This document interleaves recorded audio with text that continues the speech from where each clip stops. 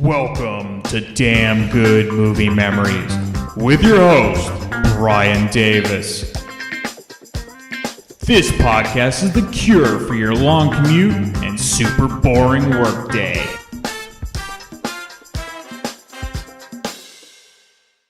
Okay, so again, we have Kevin Smokler, who is the author of Brat Pack America, a love letter to 80s teen movies. So thank you again for being on. Oh, you're welcome, Brian. So we're going to go through some of the topics that we had on past podcasts, and since you have great insights about all things movies, they don't have to be 80s movies, just give me the first thing that comes to your mind. Absolutely. So what do you remember being the first movie you saw in a theater? The Wizard of Oz. Okay. I was 7. It was the Michigan Theater in downtown Ann Arbor.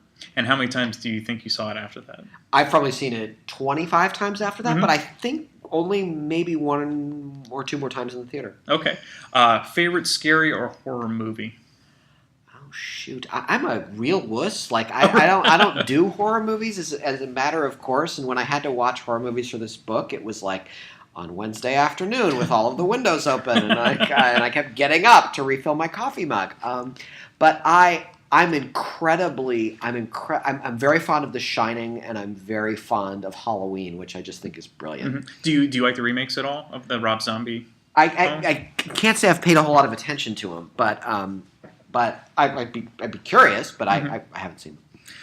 Worst movie you saw on a date, and worst date you had at a movie? When I was a freshman in college, I took someone to see Basic Instinct, not knowing what it was about. And we actually, she and I became friends because we ended up working on the campus peer counseling group together. And like 2.5 years later, she told me like, "Oh, I never wanted to speak to you again after you took me to see Basic Instinct." Similar to mine, I saw 7. And I didn't pick it. She picked it, and it was in the box. We didn't speak for the rest of it. It was totally awkward. Your favorite villain in a movie? That's such a good question. Like this, so the obvious answers are your Hannibal Lecters and your Tim Roth and Rob Roy, like the great villainy performances of. And unlike other people that've been on the podcast, they had prep time, and so I'm getting you all on the spot. Yeah. So this is good. Like I don't know. Like I mean, like Margot Hamilton in the Wizard of Oz is pretty great. Absolutely. Like Thomas F. Wilson is Biff Tannen, and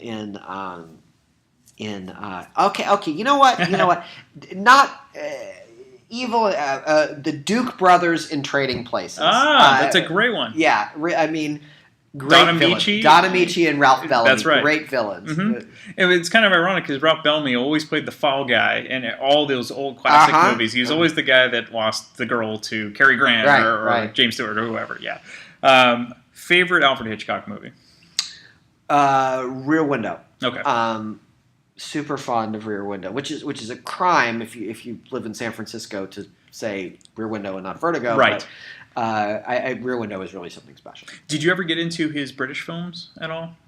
I love the 39 Steps. And I know Frenzy is very much was it near the end of his career. Very underrated. Yeah, very underrated and very English too. Yeah. I didn't see too many of the movies he made before he came to America, other than 39 Steps. Okay. Your favorite soundtrack? Kind of a toss-up between like Breakin', Some Kind of Wonderful, Purple Rain. Purple Rain. Yeah. Okay. Definitely a movie where I tried to watch it again, and I'm like, I love the music. The movies, I can't get into the movie. There's not much to the movie. There really isn't. The movie is like a skipping from one song to the next. But More Stay in the Time was just so good. I mean, and of course Prince. Your favorite gangster or mafia movie? Incredibly fond of The Untouchables, which has its flaws and looks dated in places, but very, very fond of that. And Goodfellas is just is singular. I remember when we did this episode, we said don't name The Godfather. You can if you want, but anything but The Godfather, because we all kind of agree that's the ultimate. So. Yeah. Your favorite guilty pleasure movie? don't have guilty pleasure movies. Okay. I sort of feel like there's no reason to apologize for something you like. Okay. There are movies. I mean, there are movies that are bad that you can like because they are bad. But like Breakin' or something. Yeah, like Breakin' or like. But there's no. But yeah, no reason to feel guilty about that. Okay. Endings that you wish were different.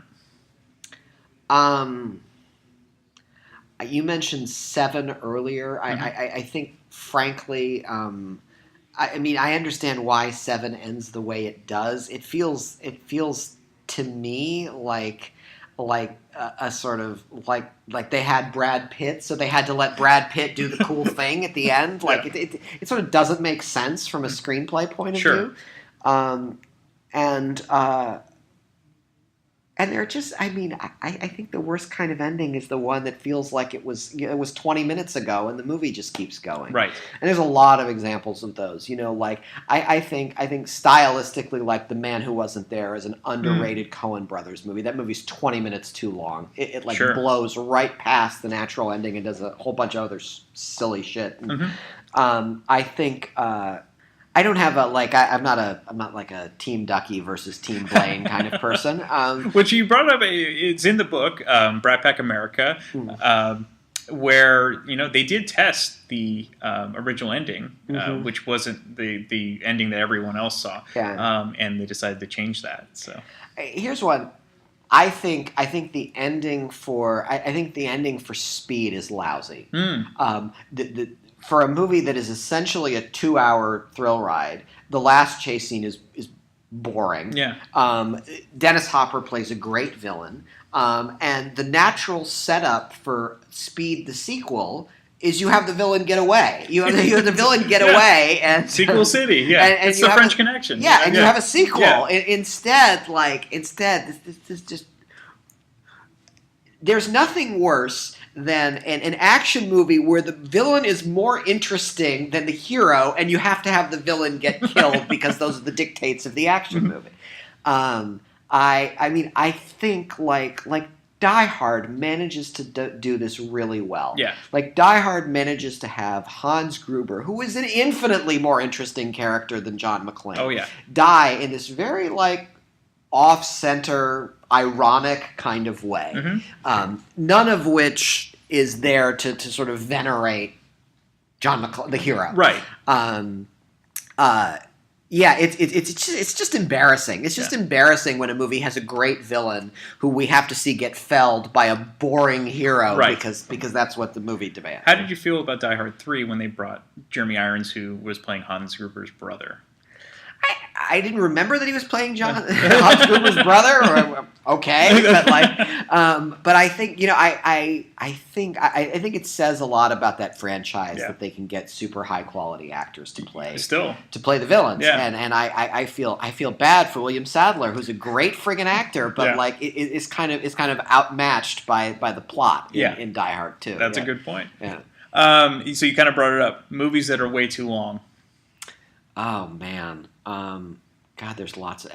Basically, every third comedy Judd Apatow does. I mean, I think Judd Apatow is insanely talented. Yes. I think unlike most filmmakers whose sort of names appear above the title, Judd Apatow is better at bringing out talent in others than just about any filmmaker. Yeah. I think when left to his own devices, he just doesn't know when to quit. Yeah. And maybe I'm being too strict by saying this, but I feel like a comedy is like a 90-minute endeavor. Totally agree. I feel like it runs out of gas at some point. It does. And Judd Apatow just doesn't know when to stop. Yeah. He has convinced himself that if he gets enough funny people together, which is one of his movies, right, and just lets them roll, that they can roll all day long, and it'll be entertaining, and that's true to an extent. Yeah. But there is.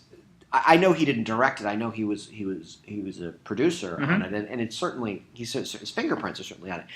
Wedding Crashers is 40 minutes too long.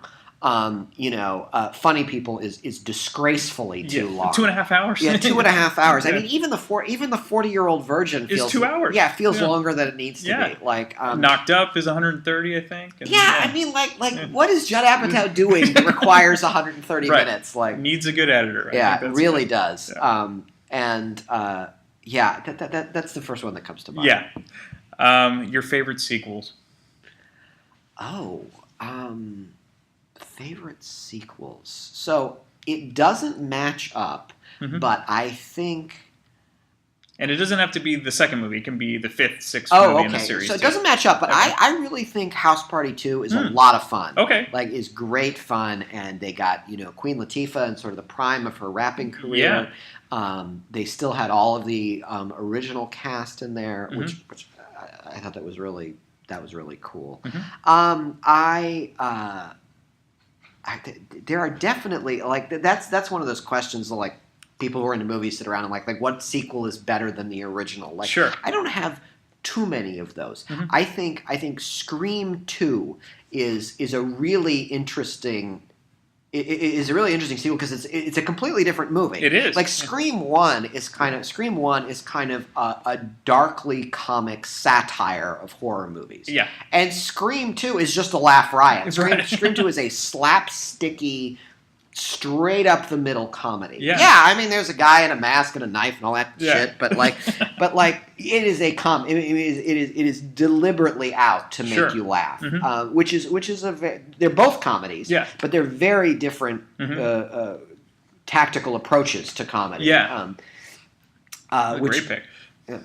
No, do you have any more? No, I don't think so. Like, what do you say to this question? I'm trying to remember what I did pick for favorite sequels.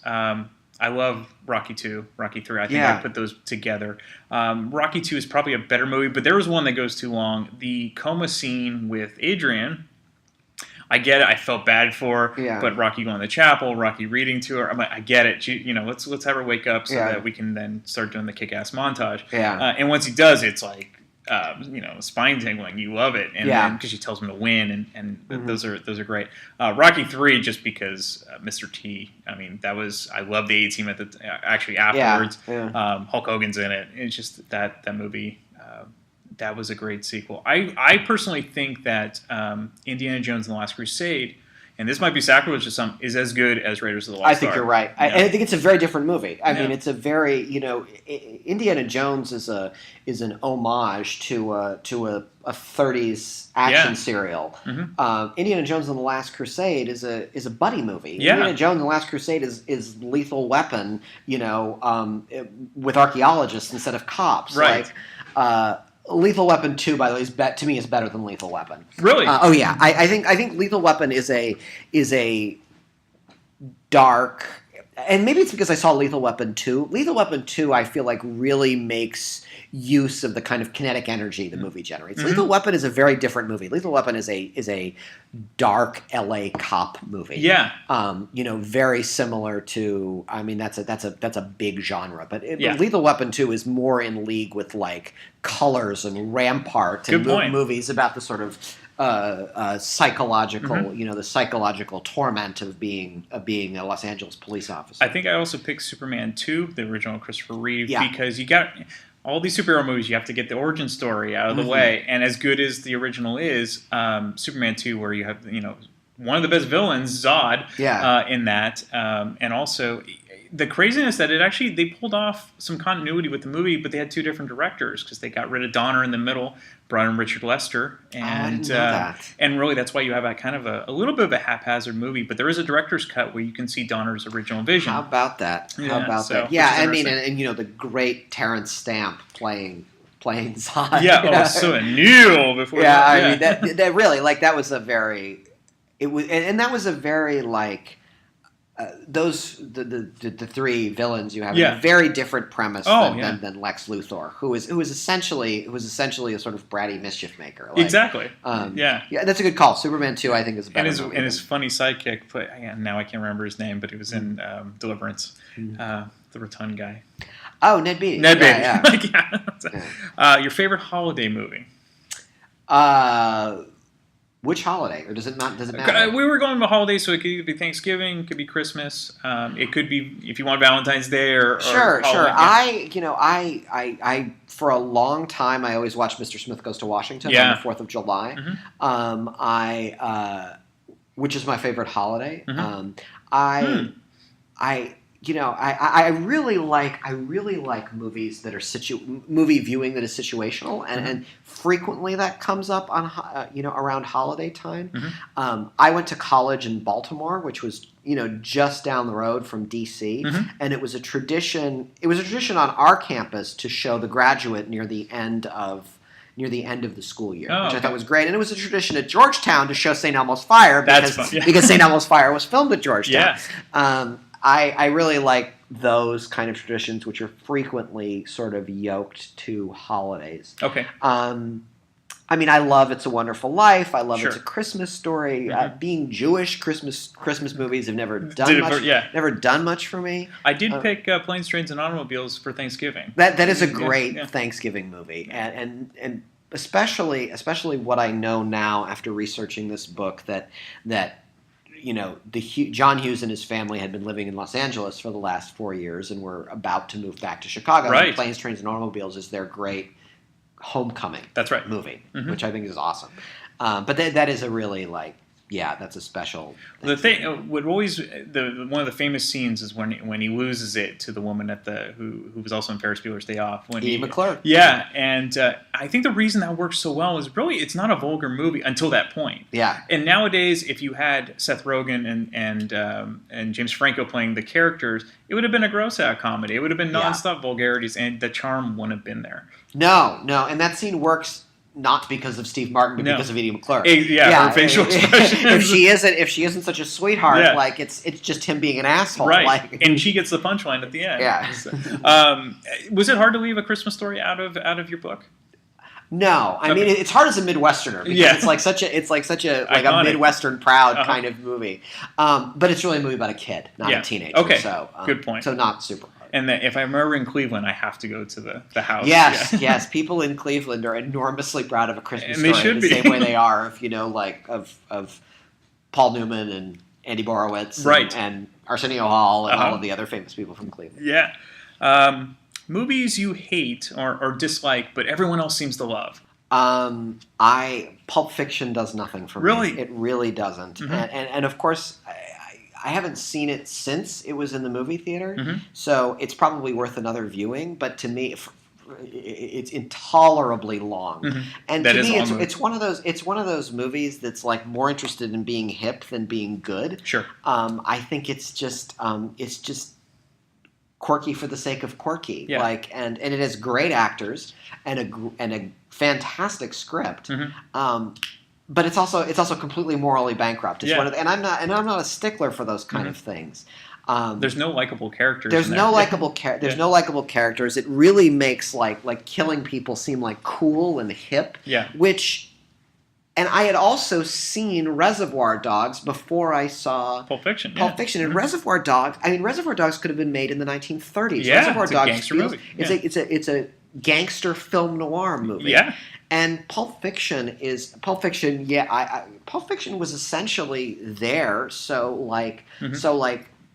bratty college students like me could pat themselves on the back for not being horrified at someone's head blowing up.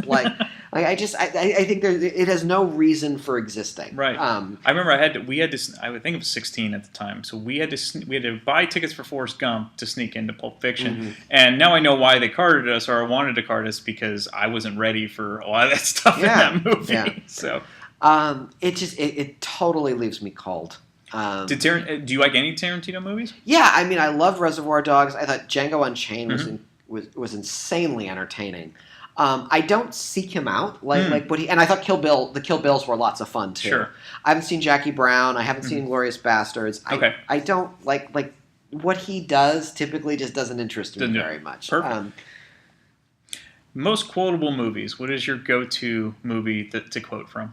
Oh shoot. Heathers, Real Genius, Better Off Dead, or Clueless or Mean Girls. Okay. I think my top 5 was Back to the Future, Ferris, The Blues Brothers. Oh yeah. And Airplane. Oh Jesus! Yeah, Airplane is in the National Film Registry, and which it is should amazing, be. and it totally should be. Yeah. Like it's too bad that like there isn't. That the closest we get to a Abrams Zucker movie now is what the Wayans brothers do with the scary That's movies, right. and they've kind of, I think they've kind of run out of steam with those. Yeah.